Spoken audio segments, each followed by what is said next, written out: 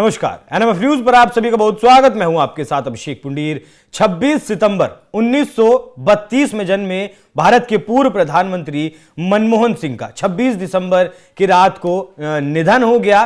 पूर्व प्रधानमंत्री मनमोहन सिंह उस वक्त के ब्रिटिश भारत में जन्मे थे, जब भारत आजाद नहीं हुआ था। उस वक्त के पाकिस्तान में जन्मे थे, आज के पाकिस्तान में जन्मे थे, माफ कीजिएगा। उसके बाद वो भारत आए, 1947 के बाद भारत आए। और कैसे भारत आकर उन्होंने पहले पढ़ाई की, भारत में पढ़ाई की, फिर बाहर जाकर पढ़ाई की, फिर एक प्रोफेसर के तौर पर नौकरी की, फिर एक ब्यूरोक्रेट बनी और उसके बाद कैसे वो भारत के प्रधानमंत्री बने। तो पूरी जो कहानी है मनमोहन सिंह की वो कई किताबों में भी दर्ज है, लेकिन आज उनकी जिंदगी से जुड़ा एक ऐसा किस्सा, एक ऐसा अनसुना किस्सा आपको बताएंगे जो शायद ही आप ना जानते हो। पूर्व प्रधानमंत्री मनमोहन सिंह जी की माता जी का नाम अमृत कौर था, पिताजी का नाम गुरुमुख सिंह था। देश के विभाजन के बाद इनका परिवार भारत आया था।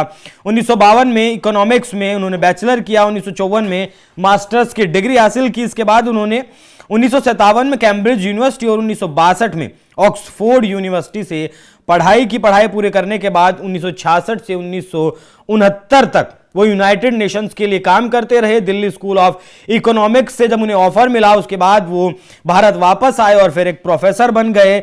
और उसके बाद उन्होंने एक ब्यूरोक्रेटिक के तौर पर अपना वक्त शुरू किया, जब ललित नारायण मिश्रा ने उन्हें कॉमर्स मिनिस्ट्री में बतौर एडवाइजर की नौकरी दी थी। उस दौर में मनमोहन सिंह खुलेआम कहा करते थे कि विदेशी व्यापार के मुद्दे पर भारत में उनसे ज्यादा जानने वाला कोई नहीं है। एक बार उन्हीं के मंत्री ललित नारायण सिंह से उनकी किसी बात को लेकर लड़ाई हुई, झगड़ा हुआ, किसी बात को लेकर असहमति हुई, जिसके ऊपर मनमोहन सिंह ने कहा था कि वो वापस से अपनी उसी प्रोफेसर की नौकरी पर चले जाएंगे, दिल्ली स्कूल ऑफ इकोनॉमिक्स में, जहां से वो नौकरी छोड़कर आए थे। ये बात जब उस वक्त की प्रधानमंत्री इंदिरा गांधी के जो सचिव थे पीएन हक्सर, उन्हें जब इस बात की भनक लगी तो उन्होंने मनमोहन सिंह को वित्त मंत्रालय में मुख्य आर्थिक सलाहकार का पद ऑफर कर दिया था, जिसके बाद उन्होंने इस पद को ग्रहण भी किया।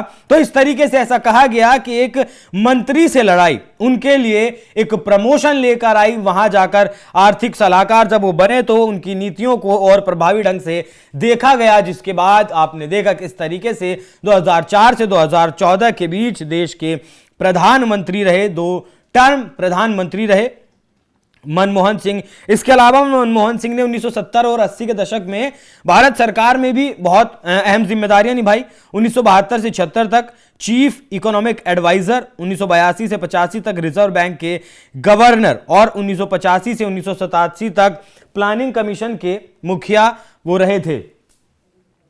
तो इस तरीके से जो जीवन है मनमोहन सिंह का वो चला है। मतलब एक बार जब मनमोहन सिंह ने अपने करियर की शुरुआत की एक प्रोफेसर के तौर पर, उसके बाद उन्होंने कभी पीछे मुड़कर नहीं देखा। उसके बाद वो पदोन्नति पर ही रहे। ऐसा नहीं हुआ कि कभी उनका डिमोशन हुआ हो। और आप देख सकते हैं कि 2 बार वो देश के प्रधानमंत्री रहे, लेकिन 26 दिसंबर 2024 की रात को लंबी बीमारी के बाद एम्स में उनका निधन हो गया। जाते जाते सुनिए प्रधानमंत्री के रूप में उनका वो आखिरी भाषण।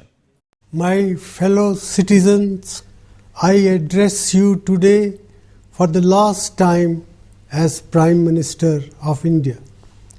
10 years ago, when I was entrusted with this responsibility, I entered upon it with diligence as my tool, truth as my beacon, and a prayer that I might always do the right thing. Today, as I prepare to lay down office, I am aware that well before the final judgment that we all await from the Almighty, there is judgment in the court of public opinion that all elected officials and governments are required to submit themselves to. Fellow citizens, each one of us should respect the judgment that you have delivered. The just concluded elections have deepened the foundations of our democratic polity. As I have said on many occasions, my life and tenure in public office are an open book. I have always tried to do my best in serving this great nation of ours. In the last 10 years, we as a country have seen many successes and achievements that we should be proud of. Today, India is a far stronger country in every respect than it was a decade ago. I give credit for these successes to all of you. However, there is still vast latent development potential in our country, and we must collectively work hard to realize it. As I leave office, my abiding memory will be the love and kindness that I have always received.